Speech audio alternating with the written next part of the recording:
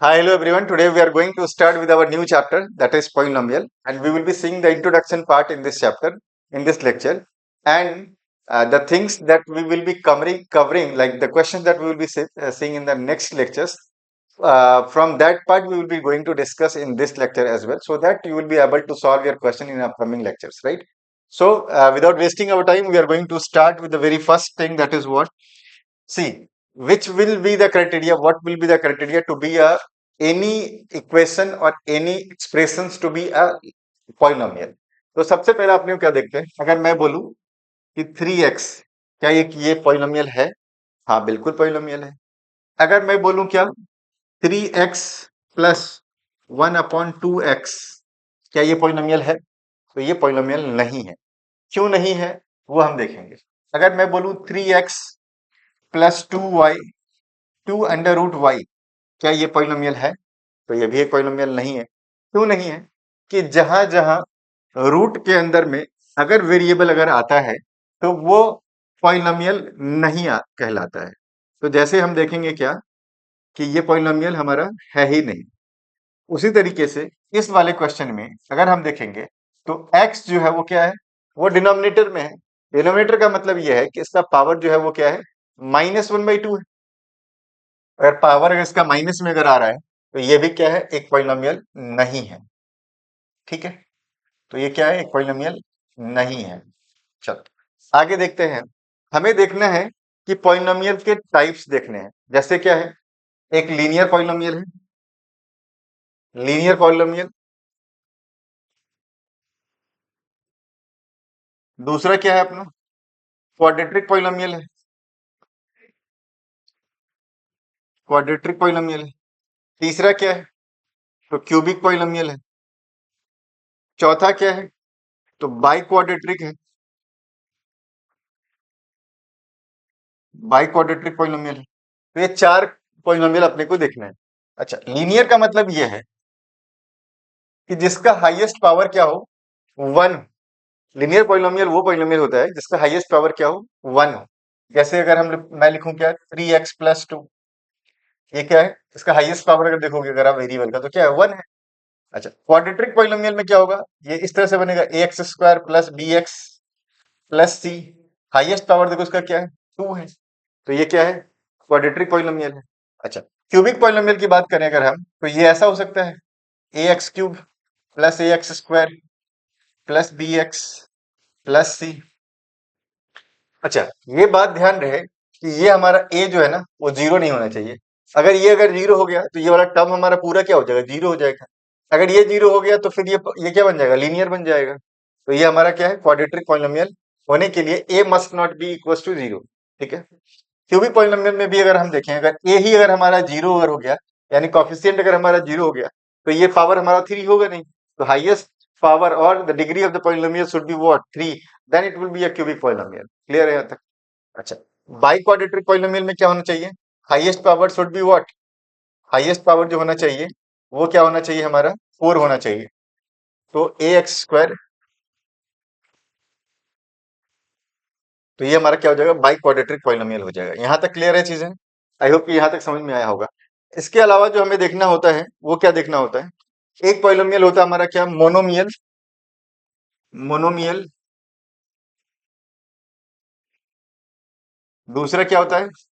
Binomial होता है, binomial होता है। फिर क्या होता है? ट्राइनोमियल होता है, ट्राइनोमियल होता है। फिर क्या होता है? क्वाड्रिनोमियल होता है, क्वाड्रिनोमियल होता है। अच्छा, मोनोमियल का मतलब यह है कि जिसमें एक टर्म अगर हो तो उसको हम क्या बोलेंगे? मोनोमियल बोलेंगे।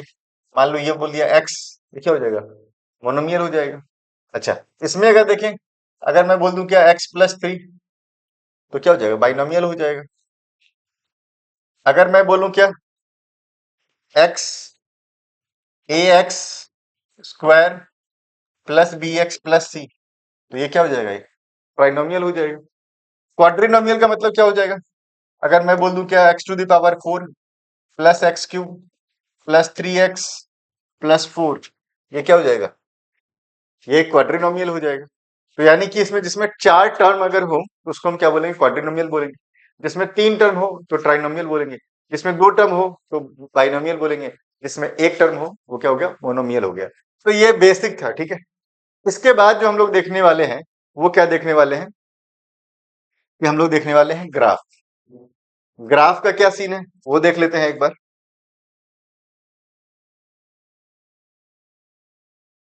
देखो, ग्राफिकल मेथड से हमें निकालना है क्या, नंबर ऑफ जीरोस। जीरोस आप लोगों ने क्लास 9th में अच्छे से सीख रखा होगा कि हम लोग जीरोस कैसे निकालते हैं। तो हम लोग वहाँ यहाँ पे क्या देखेंगे, ग्राफिकल मेथड से हम लोग नंबर ऑफ जीरोस कैसे निकालते हैं वो हम लोग देखने वाले हैं, वो सीखने वाले हैं। देखो, ये वाला जो ग्राफ है ये क्या है, पैराबोला है। अगर इस ये ग्राफ अगर एक्स एक्सिस को जितनी बार कट करेगा उतना ही उसका नंबर ऑफ जीरोस आने वाला है। तो यहाँ पे एक बार और ये 2 बार, यानी 2 बार जब कट किया है तो उसका नंबर ऑफ जीरोस जो आने वाला है वो कितना आने वाला है, वो 2 है। तो number of zeros equals to 2, ठीक है। तो नंबर ऑफ जीरो, इस ग्राफ से हमें ये देखने को मिलता है कि नंबर ऑफ जीरोस कितना हो जाएगा, 2 हो जाएगा। अच्छा, दूसरा क्वेश्चन क्या है अपने पास।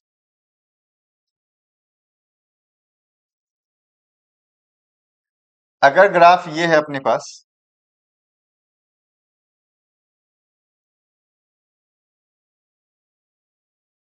अब बताओ मेरे को कि नंबर ऑफ जीरोस क्या होगा। इस केस में आपको ऐसा लग सकता है कि सर ये भी यहाँ पे 2 बार तो कट कर रहा है, तो क्या इसका भी जीरो जो है वो 2 होगा।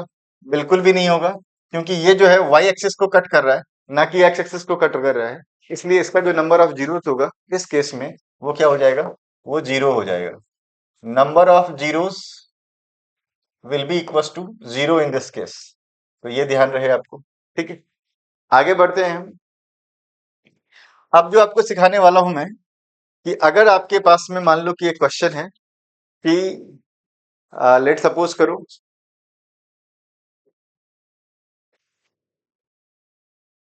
2x² माइनस 8x और प्लस अगर 8 है, अगर ये क्वेश्चन है तुम्हारे पास, तुम्हें क्या करना है कि इसका जीरोस निकालना है। तो ट्राई करके देखो कि तुम जीरोस कैसे निकाल सकते हो इसको, इसका, क्योंकि आप लोगों ने फैक्टराइज तो सीखा होगा कहीं ना कहीं क्लास 9th के अंदर में। तो एक बार ट्राई करके देखो कि इसका अगर हमें जीरोस अगर निकालना हो तो हम इसका जीरोस कैसे निकाल सकते हैं। Let's try first.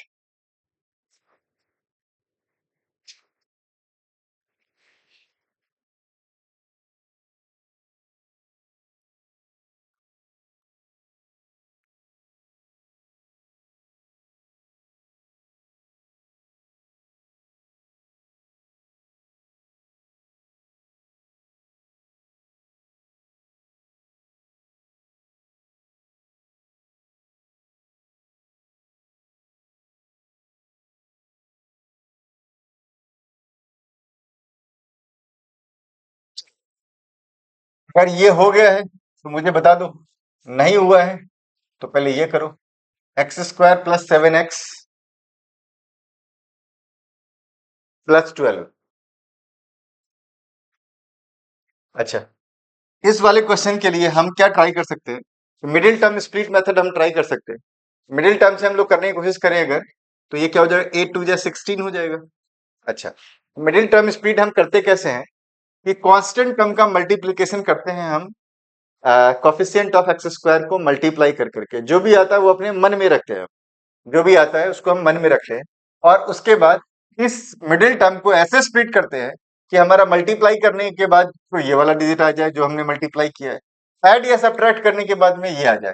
तो क्या आपको कोई ऐसा है, कोई टर्म मिल रहा है जहां ऐसा हो पा रहा हो। अगर 2x² ले, क्या करोगे आप, ऐसा क्या लोगे कि आपके पास 16 भी आ जाए और 4 भी आ जाए। ऐसा कुछ है आपके पास में, क्या करोगे आप। तो हम देखते हैं कि अगर 16 का अगर हम प्राइम फैक्टराइजेशन करते हैं तो 2 8 जा 16, 2 4 जा, तो अगर 4 4 जा 16 होता है। अगर हम ऐसा करें कि -4x, ठीक है, और -4x ले लें, तो -4x 8x हो जाएगा, ठीक है। एंड 4 4 जा 16x² हो जाएगा। तो हम ऐसा कर सकते हैं यहाँ पे, हमें प्राइम फैक्टराइजेशन जो लेना है बस वो एक क्लू है हमारे लिए, कि क्या ये सॉल्व हो पाएगा या नहीं हो पाएगा, या उसके मदद से हम ये कर सकते हैं कि हम इसके जीरोस को निकालने में हमें हेल्प मिल जाएगा। तो यहाँ पे क्या हो जाएगा, +8 हो जाएगा। ठीक है यहाँ तक। अब यहाँ पे हम क्या करेंगे कि 2x कॉमन ले लेते हैं। तो 2x कॉमन ले लिए, तो यहाँ क्या बच जाएगा, x -2 बच जाएगा। यहाँ पे क्या कॉमन लेना है हमें, तो यहाँ -4 कॉमन ले लेते हैं। तो यहाँ पे क्या आ जाएगा, अगर -4 कॉमन लेते हैं तो x -2 हो जाएगा। अब इस ब्रैकेट में दोनों ब्रैकेट में हमारा क्या है, सेम है। तो हम क्या करेंगे, x -2 इंटू 2x -4, ये हमारे क्या आ गए, इसके फैक्टर्स आ गए। अब हमें जीरोस निकालना है, तो x -2 इक्वस टू 0 कर दो, और 2x -4 इक्वस टू क्या करोगे, 0 कर दो। x इक्वस टू क्या हो जाएगा, 2, और ये 2x इक्वस टू क्या हो जाएगा, 4। तो x इक्वस टू क्या हो जाएगा, 4/2, और ये x इक्वस टू क्या हो जाएगा, 2। ठीक है। अच्छा, दो जीरोस हमें मिल चुके हैं, यही जीरोस निकालना है हमें फैक्टराइज कर करके। ठीक है, यानी मिडिल टर्म स्प्लिट कर करके हम क्या कर सकते हैं, इसके जीरोस निकाल सकते हैं। अगर इस क्वेश्चन को देखा जाए, इसमें हम कैसे कर सकते हैं, तो ये हो जाएगा 12, क्योंकि इसका जो कॉफिशिएंट है एक्स स्क्वायर का, क्या है वो 1 है। तो 12 will be multiply two 1, it will give you what, 12, 12 देगा तुम्हें।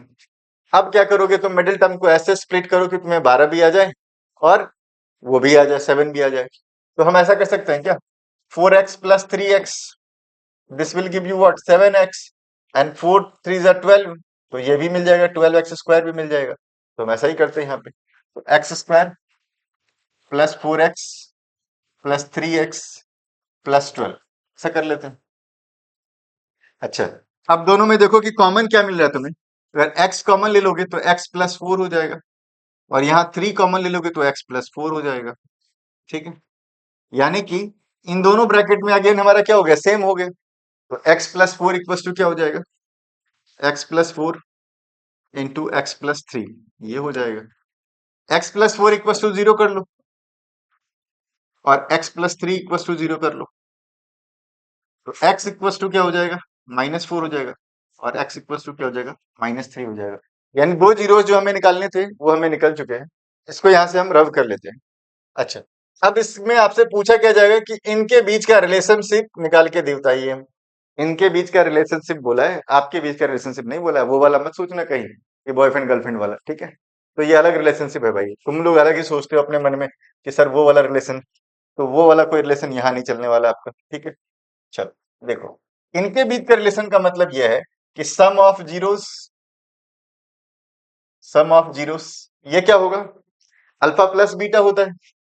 तो ये अल्फा प्लस बीटा, यानी कि ये वाला जो था हमारा इसमें, ये x जो है, this will be called as what, alpha will be equals to -4, and ये वाला जो x है वो क्या है, beta, and this will equals to -3। ठीक है, यानी अल्फा प्लस बीटा, तो हम पहले ऐड करके देख लेते हैं।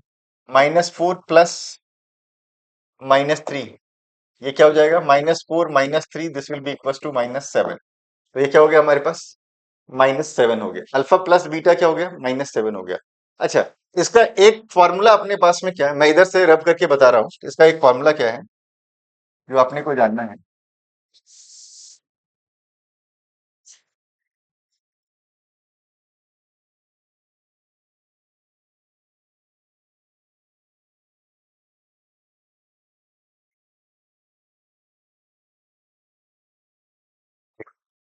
अल्फा प्लस बीटा, ये होता है -b/a, और ये -b/a क्या होता है, minus of coefficient of x, minus of coefficient of x upon coefficient of x²। तो minus of coefficient of x, यहाँ माइनस लगा लो, और कॉफिशिएंट ऑफ क्या करोगे,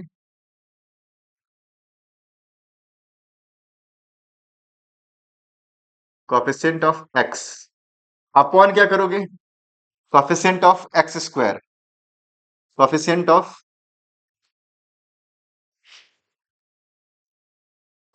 ऑफ x² लेना है तुम्हें।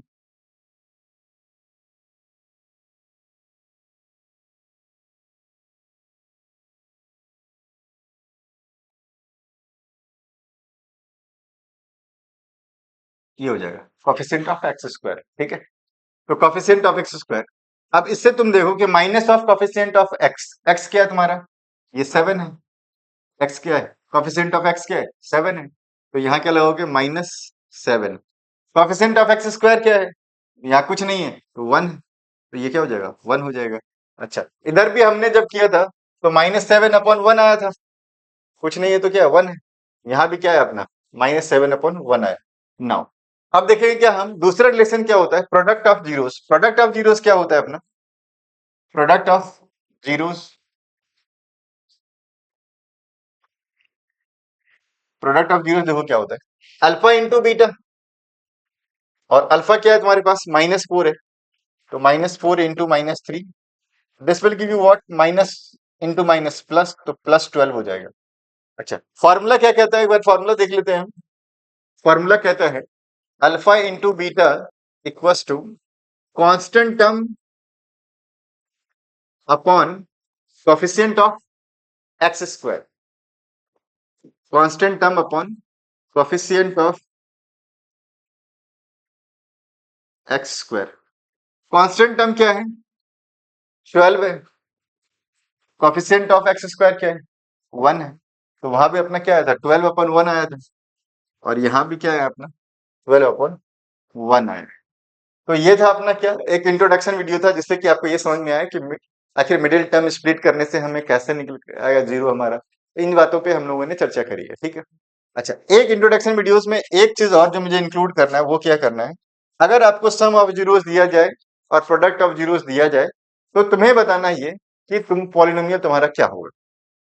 तो उसके लिए एक सिंपल सा एक फॉर्मूला है आपके पास में, क्या है फॉर्मूला, फॉर्मूला हमेशा इस्तेमाल करना है x square minus sum of zeros जो दिया रहेगा, that is alpha plus beta into x, plus क्या यूज करोगे, alpha into beta, that is product of zeros, alpha into beta, जो भी तुम्हें दिया रहेगा।